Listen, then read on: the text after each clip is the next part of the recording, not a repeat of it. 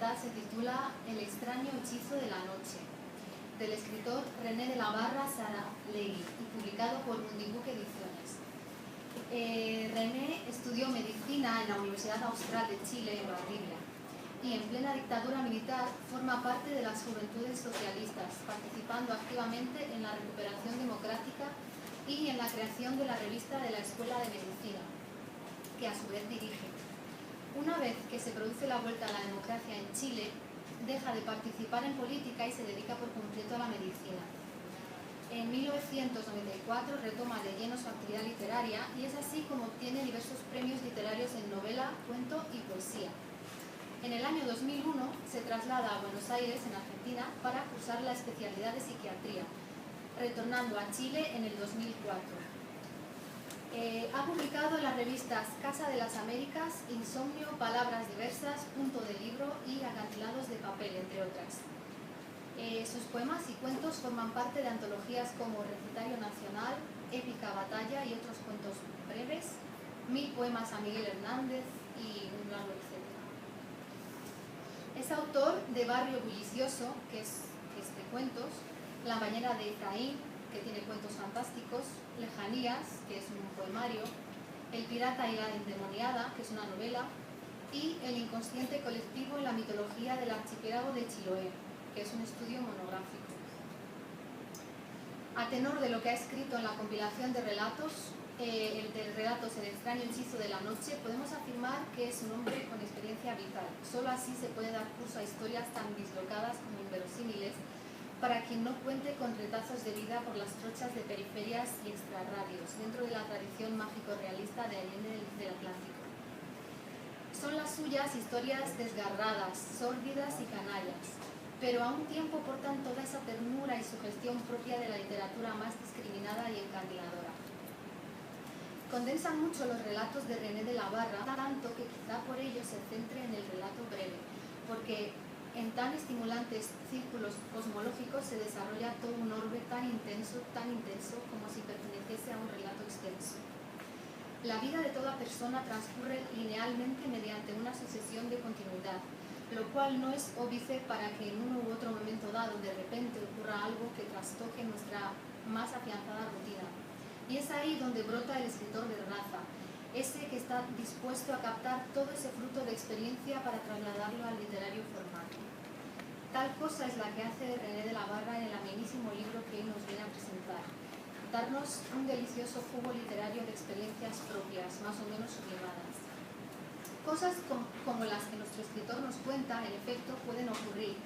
pero pese a todo, el ser humano siempre acaba normalizándolo todo, por lo que la capacidad de sorpresa puede ser alertada en cualquier momento, como ocurre en las 13 historias del extraño hechizo de la noche. René de la Barra no ha podido estar presente esta noche en Madrid para compartir con nosotros su experiencia a la hora de escribir el libro. Y sin más dilación, cedo la palabra al escritor Fernando Podadera, quien va a leer el discurso enviado por el autor. Bueno, discurso para el lanzamiento del extraño hechizo de la noche. Buenas tardes, gracias por acompañarnos en el lanzamiento de mi tercer libro de relatos. Puestos a pensar qué debería decir con ocasión del lanzamiento del extraño hechizo de la noche, ciertas circunstancias, peculiaridades, detalles, si se quiere, que se fueron dando durante el proceso de edición y quizá antes, seguramente desde antes, confluyeron para darme una respuesta, una peculiaridad. Por solo dar un ejemplo, fue mi decisión de publicar en España. ¿Por qué, si soy chileno, decidí hacerlo de ese modo? Mi respuesta, un año atrás, se habría limitado a decir porque en la península hay un mayor interés por la lectura, lo que por cierto no puedo demostrar y deviene por lo tanto en un prejuicio. Con el tiempo he ido comprendiendo que se trata de un desafío, colonizar el suelo ibérico, deshaciendo el viaje de Colón, el viaje de mi abuelo y el de mi bisabuelo que dejaron Euskadi para construir en el austro sus sueños, deshaciendo el viaje de Winnipeg, en el cual viajaron a un exilio honorable y más digno que los campos de concentración en que se encontraban en suelo francés 2.200 republicanos españoles, por el año 1939, y uno de los escritores más grandes de nuestra época, el poeta Pablo Neruda, con el apoyo y la anuencia de uno de los grandes presidentes de Chile, don Pedro Aguirre Cerda, organizó esta empresa humanitaria para dar acogida en mi patria a aquellos hombres exiliados de la suya. La experiencia literaria que se plasma en el libro que hoy les presento se transforma así, recordando el maravilloso cuento de Alejo Carpentier en un viaje a la semilla.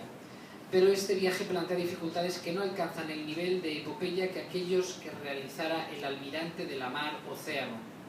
ni tampoco se reviste de la tragedia y muerte y resurrección que signó el periplo de los viajeros del Winnipeg, dificultades que, contrario a lo que pudiera pensarse, derivan no de precariedades, sino de la riqueza de nuestro idioma y de nuestras culturas. Cuestión esta que se hizo evidente en el proceso de corrección, ya que la correctora o corrector, nunca lo tuve claro, no se resistió a traducir, de comillas, al madrileño, expresiones comunes en Chile y en Latinoamérica, sin duda pensando el potencial lector. Sin embargo, las traducciones que se me sugerían, aunque solo se remitieran a una o dos frases, tornaban el cuento un esperpento, cuando no se remitieran, cuando no una pegatina, ya que no es posible traducir una cultura, y es eso lo que convierte en una hazaña la traducción de textos literarios de un idioma a otro. No es, por lo tanto, extraño que los mejores traductores suelen ser escritores geniales, como Julio Cortázar, quien tradujo al español los cuentos de Edgar Allan Poe. Sin embargo, en el caso del extraño hechizo de la noche no se trataba de otra lengua, sino de varias regionales de un mismo idioma, que por rico y vasto provocaba traspiés inesperados. La opinión de la editora, que comprendió que los cambios sugeridos hacían perder fuerza a los cuentos, fue la de ceñirse al original. No es casualidad, por ello, que fuera así, ya que el pensamiento se construye con palabras, con formas verbales, con expresiones que implican no solo la pertenencia a la tribu, sino un modo de ver y pararse frente al mundo. La antinomia de la globalización, por cierto, que tiende a construir sobre tierra arrasada en la medida en la que las economías de escala requieren de una homogeneización de los gustos, las ideas, las costumbres y las necesidades, una especie de lecho procustres.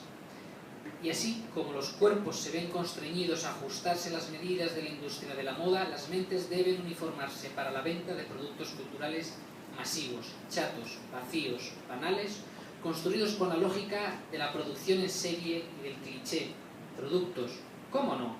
bajos en calorías, domésticos y domesticados, desprovistos de valor y de sustancia, inofensivos. Productos para el hombre unidimensional del que nos habló Marcuse,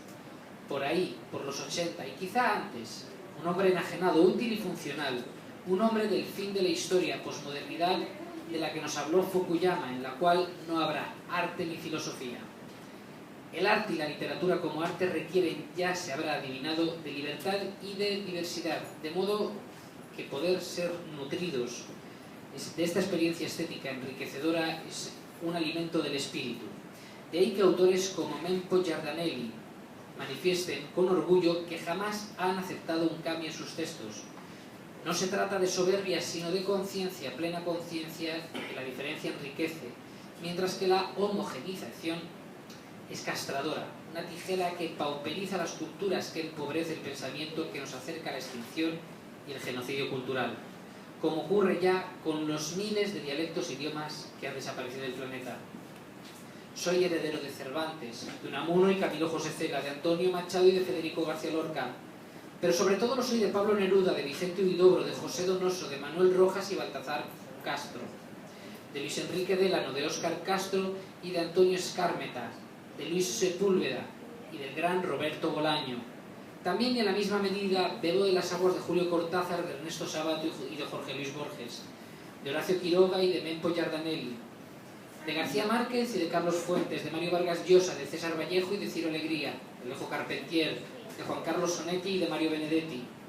quien en uno de sus maravillosos poemas explicó, declaró enfática y sencillamente que el sur también existe. Y son ramalazos de ese sur, el viento frío que trepa desde las soledades antárticas hasta el sur de Chile, los que traen las voces que pretenden hablarles a ustedes, lectores de esta orilla, desde las páginas de El extraño hechizo de la noche. Desde Puerto Montt se ha dirigido a nosotros nuestro autor René de la Barra cuya lectura recomiendo. Muchas gracias.